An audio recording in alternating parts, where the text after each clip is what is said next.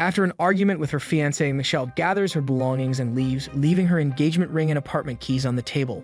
She drives for a long time through the countryside, eventually stopping at a gas station. There, she notices a car that has been tailing her. Later that night, her fiancé calls, trying to persuade her to come back, but she ignores him and turns on the radio, where she hears news about widespread power outages. Distracted, she gets into an accident, flipping her car over multiple times and losing consciousness. When she wakes up, she finds herself in a stark concrete room with an IV connected to her arm and her leg bandaged and shackled with metal chains. Her belongings are piled in the corner. Using the IV stand, she tries to reach her phone but discovers there's no signal.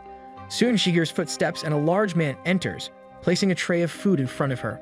She pleads with him to let her go, promising not to tell anyone, but he insists he won't let her die.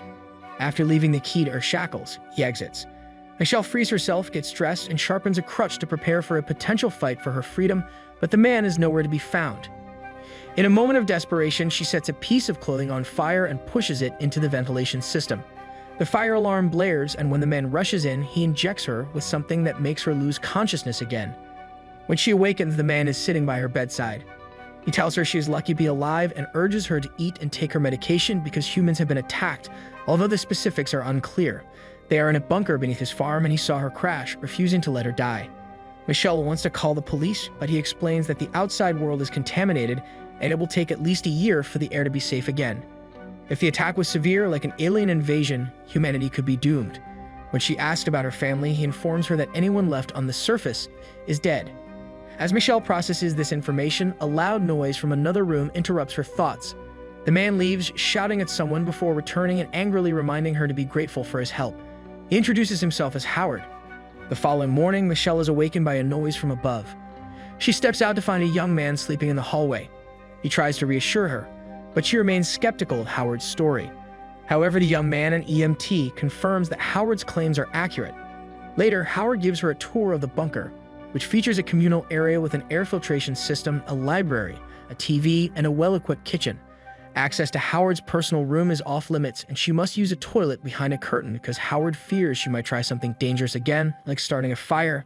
They also need to conserve water. During lunch, Michelle notices a stack of women's magazines and learns they belong to a woman named Megan, who is no longer present. Suddenly, Michelle hears a noise outside and speculates that it might be a passing car, but Howard assures her that no one is left above ground. Despite being considered insane for building the bunker, he offers her a chance to see for herself. They go to a staircase leading to a door with a small window. Through it, Michelle sees a changed outside world, including dead pigs with sores in a pen in front of the house. Howard explains these were his pigs, which he couldn't save. Michelle then recognizes Howard's car as the one that had been following her the night of her accident. He tells her these doors are always locked and shows her the key. Later, Michelle and the EMT discuss their situation. The EMT reveals that Howard served in the Navy before purchasing the farm and hired him to help with chores. Howard's obsession with conspiracy theories led him to build the bunker. The EMT clarifies he was not kidnapped.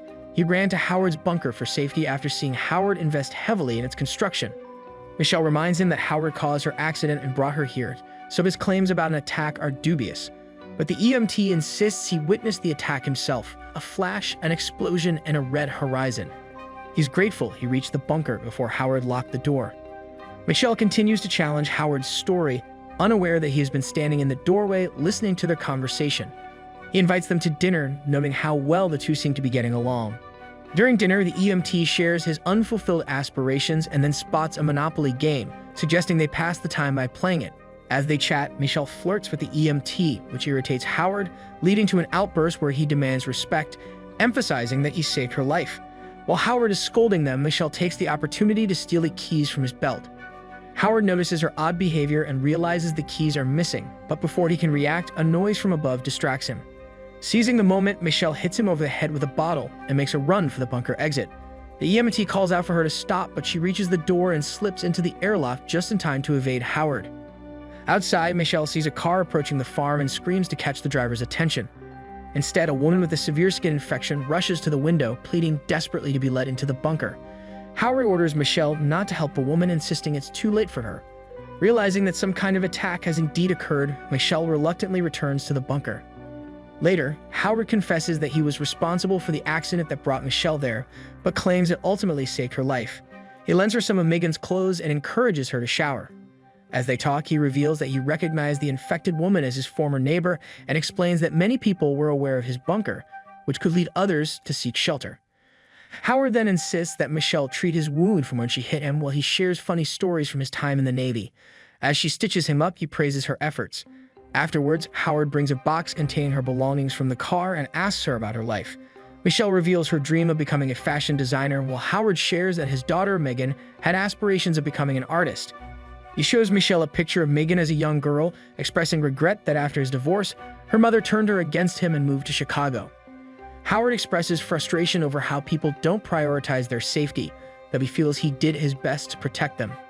Later, the EMT comforts Michelle, assuring her that she couldn't have saved the woman outside. Even if they had let her in, she would have died anyway. They reminisce about their pasts, with the EMT confessing that he received a scholarship to a polytechnic school but was too scared to attend. Michelle opens up about her father's abuse, which instilled in her a fear of confrontation. Despite their troubled backgrounds, the EMT reminds Michelle that they are fortunate to have survived. Over the next few days, the three of them start to coexist peacefully, playing games, preparing meals together, and trying to adjust to their new reality. One day, a loud noise echoes from above, and Howard suggests that if it's the military, it's not Earth's military. The flashes they saw earlier were just the first phase, and now the second phase of territory clearance has begun, likely by alien forces. Suddenly, the air filtration system fails. Howard instructs Michelle to crawl through the ventilation shaft to restart the air filtration system, as she is the only one small enough to fit. She reluctantly agrees and makes her way through the ducts. Upon reaching the filtration unit, she successfully restarts it, but discovers something unsettling. A message etched into the glass that reads, "Help," along with a bloody earring lying beneath a ladder. The earring resembles the one Megan was wearing in the photo Howard had shown her. Disturbed, Michelle shares her findings with the EMT, expressing her suspicions that Howard might have harmed Megan. Upon closer examination, the EMT recognizes the girl in the photo not as Megan, but as Brittany, a classmate of his sister who went missing years earlier. A second photograph falls from a book, revealing Howard and Brittany in matching outfits, standing together in the bunker. Realizing the peril they are in, Michelle and the EMT decide to devise an escape plan. They quietly gather materials, with Michelle cutting a makeshift biohazard suit from a shower curtain and the EMT crafting a homemade gas mask. Their plan involves taking Howard's gun, tying him up, and sending one of them for help. One evening, while playing charades, they almost give themselves away as Howard begins to suspect something is amiss. A few days later, Howard calls them into a room to show them a barrel of hydrochloric acid, claiming it's for waste disposal. He then accuses them of plotting against him and reveals the tools they had hidden for their escape. In a fit of rage, Howard dissolves the tools in the acid, while Michelle and the EMT watch in horror.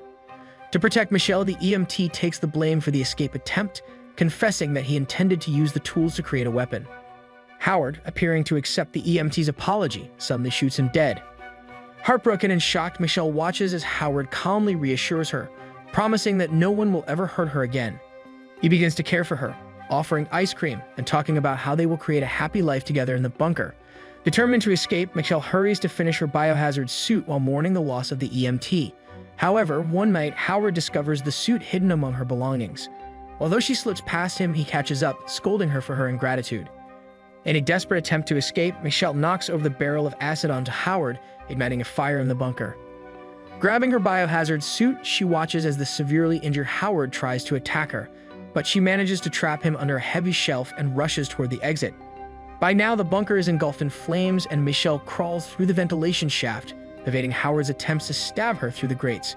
She reaches the air filtration room and quickly puts on her biohazard suit, using a can of nitrogen to freeze and break the lock on the outer door. Finally escaping the bunker, Michelle heads for a car, but accidentally tears her suit in the process. Panicking, she uses duct tape found in the vehicle to seal the rip. Just as she starts to feel a sense of relief, she notices a flock of birds flying freely overhead, realizing that the air isn't toxic. In a moment of celebration, she removes her gas mask, but her joy is short-lived as she spots an alien spaceship hovering in the distance, behaving almost like a living organism. As Michelle watches in horror, the bunker explodes behind her, drawing the attention of the alien ship. Frantically searching for the car keys, Michelle comes up empty-handed. In desperation, she races to the vehicle of the woman who had previously tried to enter the bunker, but setting off the car alarm only attracts the attention of the alien. Terrified, Michelle finds refuge in a nearby shed, where she discovers the corpse of the infected woman. Rummaging through the body, she finds the car keys just as the alien creature starts investigating the shed, trying to force its way through the animal door. Seizing the opportunity while the alien is distracted, Michelle bolts toward Howard's house. However, as she arrives, the alien ship hovers above and releases a cloud of poisonous gas. Quickly donning her gas mask, she narrowly survives the chemical attack and hides inside the car. The alien, undeterred, begins probing the vehicle, testing its defenses. Realizing that the car is too tough to breach, the alien ship lifts it into the air. Inside the car, Michelle finds a bottle of flammable liquid and a lighter. Acting fast, she creates a Molotov cocktail and hurls it into the alien ship's mouth-like opening. The explosion destroys the alien, and the car crashes back to the ground. Miraculously, Michelle survives the fall, climbs out of the wreckage, and drives off in the woman's car. As she drives, she tunes into the radio and hears reports of humanity's victories against the alien invaders, along with instructions for survivors to evacuate and a call for those with medical or combat training to head to Houston. Stopping to absorb the full message, she notices a sign pointing toward Houston and resolves to drive in that direction to help. Just then, lightning flashes, revealing an even larger alien ship looming ominously in the sky. Though the film may not be a masterpiece, the team's adept execution is evident. The script effectively pulls viewers in, gradually raising unsettling questions about trust and survival in the face of alien threats. Subscribe for more recaps like this.